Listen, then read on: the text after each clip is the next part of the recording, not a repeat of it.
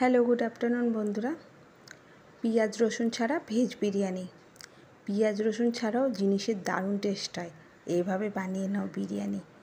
অসাধারণ হয়েছিল টেস্ট, সম্পূর্ণ নিরামিষ আর সাথে রায়তা।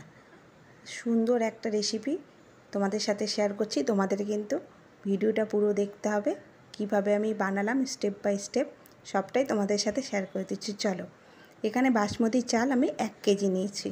নিয়ে ভালো করে ধুয়ে 3-4 বার ধুয়ে জলে ভিজিয়ে রেখেছি।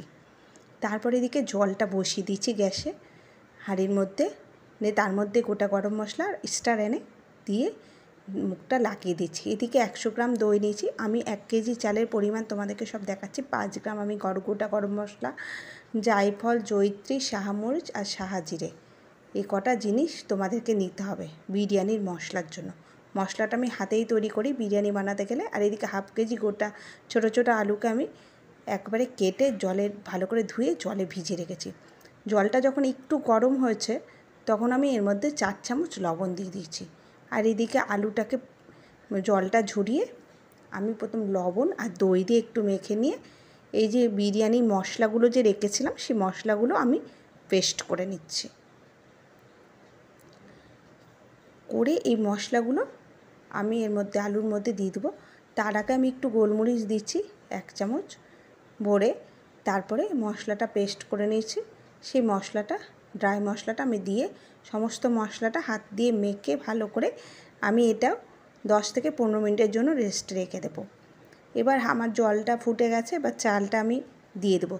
তোমরা বিরিয়ানির জন্য যে ভাতটা করবে সেটা কিন্তু একেবারে যখন জলটা ফুটবে ভালো মতো তখনই কিন্তু চালটা দেবে, তাহলে ভাতটা বেশ ঝরঝরে হবে।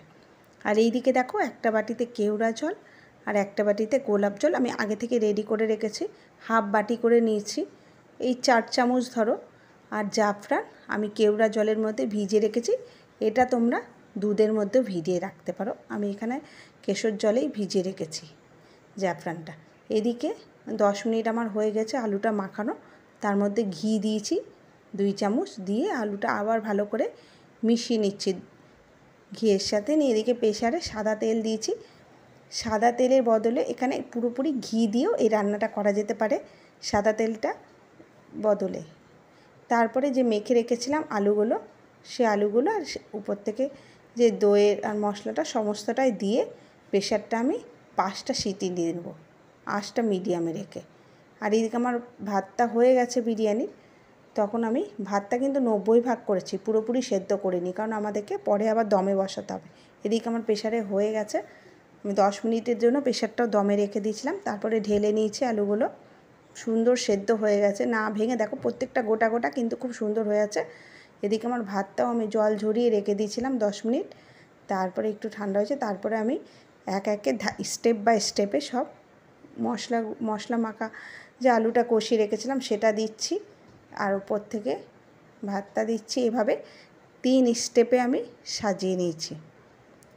আবার ভাত দিয়ে আবার আলু আর মশলা যে আসলে সে মশলার গ্রেভিটা দিয়েছি, দিয়ে আবার আমি ভাত দিয়ে দিচ্ছি।